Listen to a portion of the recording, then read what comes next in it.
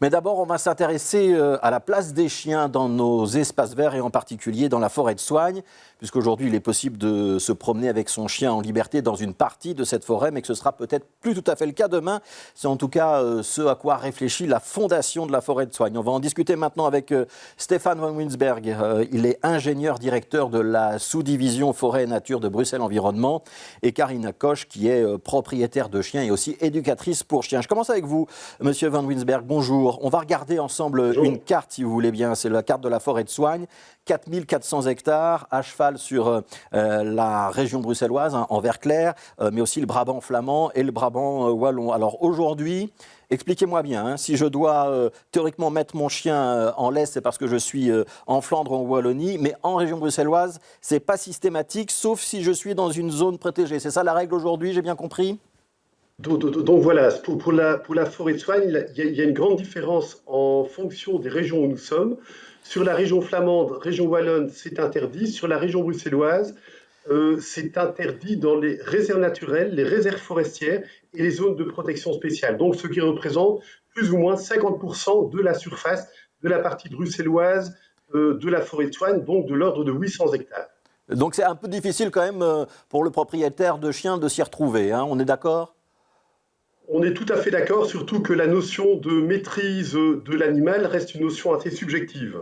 Oui, ça, il faut bien préciser. Les parties où on ne doit pas mettre son chien en laisse, on doit par contre être capable d'avoir la maîtrise de l'animal. L'idée, c'est donc d'harmoniser. C'est une réflexion qui est en cours. Je sais qu'il y a eu une réunion la semaine dernière.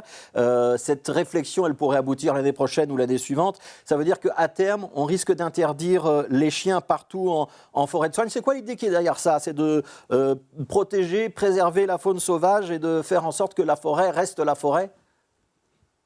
Donc l'objectif est d'harmoniser la réglementation sur l'ensemble de la forêt de Soignes et donc d'adopter sur la partie bruxelloise l'obligation de tenue des chiens en laisse comme en région wallonne, comme en région flamande, mais néanmoins en conservant des zones de liberté pour chiens à proximité des portes d'accueil de la forêt. Alors, on va y revenir, on entrera dans le détail tout à l'heure. Je donne la parole d'abord à Karina Koch, les chiens en liberté. Donc, vous entendez, c'est peut-être bientôt terminé. J'imagine que ça ne vous fait pas forcément plaisir, vous qui êtes éducatrice pour chiens et qui avez des chiens. Un chien, ça a besoin de se dépenser, ça a besoin de courir, ça a besoin de courir en liberté ? C'est effectivement une évidence. Maintenant, d'abord, merci de donner la parole aux propriétaires de chiens parce qu'on a vraiment besoin de concertation. Parce que là, on parle aux propriétaires de chiens à Bruxelles, des Bruxellois, des électeurs bruxellois qui appellent leurs élus, justement, parce que ce qu'il faut surtout noter, que la Fondation peut effectivement proposer un texte, mais ce sont les élus bruxellois qui prendront la décision. Et une décision qui doit être dans l'équilibre bruxellois. On parle quand même de près de 89 000 chiens qui ont été enregistrés en 2021 et donc je vous laisse imaginer le nombre de familles que cela impacte. Quand on parle de bien-être animal, on parle de bien-être de la famille. On parle également de chiens qui ont été adoptés dans un climat qui a été assez anxiogène et là maintenant on rajoute un sujet polémique qui clive de nouveau la population alors que la réalité elle est tout autre. En forêt, on se retrouve justement en famille, à différents usagers, dans une ambiance qui est tout autre, beaucoup moins justement polémique et avec beaucoup plus de sourire. Mais Karina Koch, quand même, je ne vais pas vous enlever votre sourire, mais des chiens qui dérangent les autres utilisateurs, c'est une réalité. Bon, d'abord, on sait qu'il y a des chevreuils qui ont parfois été tués par les chiens. Alors, ça ne veut pas dire que les chiens les égorgent, mais ils leur font suffisamment peur pour que les chevreuils se précipitent sur un autre danger. Et puis, il y a quand même des chiens qui peuvent agresser un cycliste, un enfant qui a peur des chiens. Ça ne veut pas dire que le chien est méchant, mais ça peut crisper. Est-ce que c'est quand même une difficulté que vous pouvez prendre en compte ? Mais évidemment, un chien qui va déranger quelqu'un ou quelque chose, c'est inacceptable, on est bien d'accord. Et c'est encore une fois un équilibre. On peut très bien dire la même chose d'un cycliste, d'un cavalier, d'un jogger. J'ai déjà eu le jogger qui m'a menacé avec un cran d'arrêt. Mais c'est exactement comme sur la route, dans un code de la route. Il y aura toujours des personnes qui enfreignent les règles, malheureusement. Et ce n'est pas pour autant que la majorité doit être restreinte. Là, ici, encore une fois, quand on parle du bien-être animal, on parle du bien-être de toutes ces familles qui ont un chien. Ouais. Une longue laisse, parce qu'on voit parfois des promeneurs qui ont une laisse d'une dizaine de mètres, par exemple. Est-ce que ce serait une bonne solution? Vous imaginez tout le monde avec une longue longe. Alors, si c'est nécessaire pour certains chiens qui ne sont pas prêts, ce n'est pas encore une fois la majorité des cas. Les propriétaires de chiens sont des amoureux de la nature. Ils sont respectueux. Je vous invite à venir même avec nous, justement, voir la réalité des choses. Moi, j'y suis 2 fois par jour depuis 12 ans. Et la réalité des choses, c'est que on se respecte entre différents usagers et qu'une longe n'est pas du tout la même chose qu'un chien justement qui peut faire des allers-retours entre son propriétaire sur le chemin. On est bien d'accord, Ouais. évidemment, mais c'est pas. Il a besoin de faire le double de parcours que nous. Alors Stéphane Wamsberg, on entend bien que là il y a un clivage.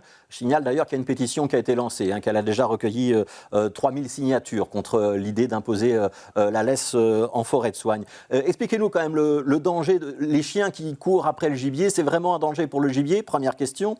Et deuxième question, est-ce que vous pouvez nous détailler un petit peu cette idée de zone réservée aux chiens? Ça ressemblerait à quoi? C'est quelques dizaines de mètres entourés par un grillage ou ce sera un petit peu plus large que ça? Voilà, donc alors la problématique des chiens, les zones où les chiens peuvent être lâchés ont été créées en 1995. Donc ça remonte déjà à près de 30 ans. Alors ce qu'on constate depuis 2019, c'est une forte augmentation des problèmes qui sont liés aux chiens, donc pas seulement par rapport à la faune sauvage, principalement par rapport aux chevreuils, mais également par rapport aux autres usagers. Et nous avons récemment dans la presse différents articles qui sont parus sur des chiens qui ont attaqué des chevaux par exemple, jusqu'à mettre en danger la vie même du cavalier. Alors concernant la faune sauvage, nous avons instauré un monitoring de la population de chevreuils en 2008 et ce que nous constatons, c'est que depuis 2014, nous avons une baisse progressive de la population de chevreuils et à l'heure actuelle, sur base des indices d'observation, nous observons de l'ordre de 50% de chevreuils en moins que par rapport à 2008. Alors, dans un premier temps, les scientifiques se sont posé la question, parce qu'on essaye d'objectiver la problématique, se sont posé la question, est-ce que c'est dû au développement de la végétation, donc qui limiterait la visibilité des animaux, ou y a-t-il effectivement une diminution de la population de chevreuils? Cette année-ci, les scientifiques se sont positionnés clairement pour une diminution effective de la population de chevreuils. Et donc, le challenge que nous avons à suivre, c'est quelle forêt voulons-nous?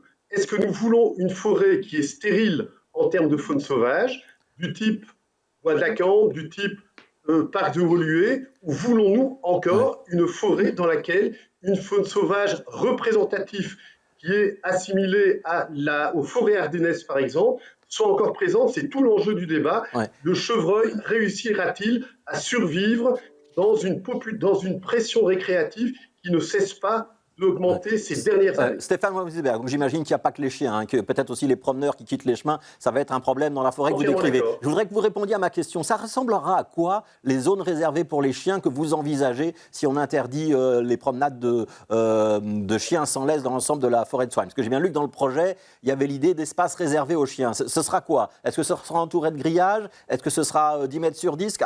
Comment vous l'imaginez? Donc alors, on a déjà des zones de chiens qui sont installées sur la partie flamande. Notre objectif est d'établir un dialogue avec les propriétaires de chiens de façon à pouvoir définir quelles sont les surfaces qui seraient nécessaires pour qu'une zone de chiens puisse remplir cette fonction. Donc, nous invitons les propriétaires de chiens à prendre contact avec nous et à venir discuter sur le terrain sur base des expériences qui sont déjà in situ, en forêt, pour justement voir si ce type de solution convient. Mais en même temps, de notre point de vue, la forêt ne doit pas non plus répondre à tous les besoins de la société. Nous avons, au niveau de la région bruxelloise, des parcs, des espaces verts qui ont été créés par l'homme pour le plaisir de l'homme. Et pour nous, ça nous semble assez évident que ça ne soit pas une zone de haute valeur biologique avec une richesse en termes de biodiversité qui est reconnue au niveau européen avec le statut Natura 2000. Ce n'est pas à la forêt non plus à devoir répondre à toutes les demandes.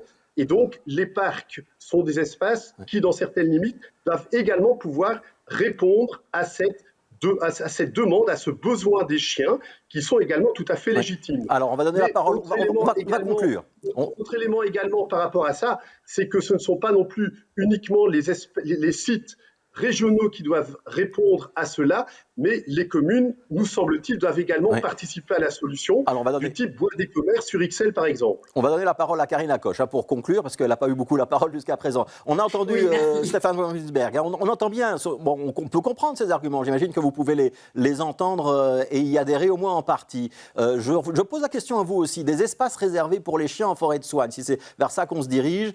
C'est quoi les revendications des propriétaires de chiens? Puisque M. van Wijsberg vous tend la main et dit on est prêt à discuter avec vous. Alors discutons. Dites-moi en 30 secondes les revendications, à quoi ça doit ressembler pour que ce soit acceptable pour vous. Déjà, c'est une première de l'entendre parce qu'effectivement, les échevins de bien-être animal veulent être en concertation. Ils ont un mal fou à être en contact. Les propriétaires de chiens aussi, avec justement les gestionnaires. Les enclos sont complémentaires, mais ne sont pas substituantes. J'invite Monsieur Van Wijsberg à y aller à Rode-Saint-Genès dans l'enclos. On fait la promenade en 15 minutes dans un lieu à moitié marécageux et à moitié dans les ronces. Et je rappelle tout d'abord que c'est un bien commun. Et moi, en tant qu'électrice bruxelloise, je ne veux pas de privatisation d'un bien commun.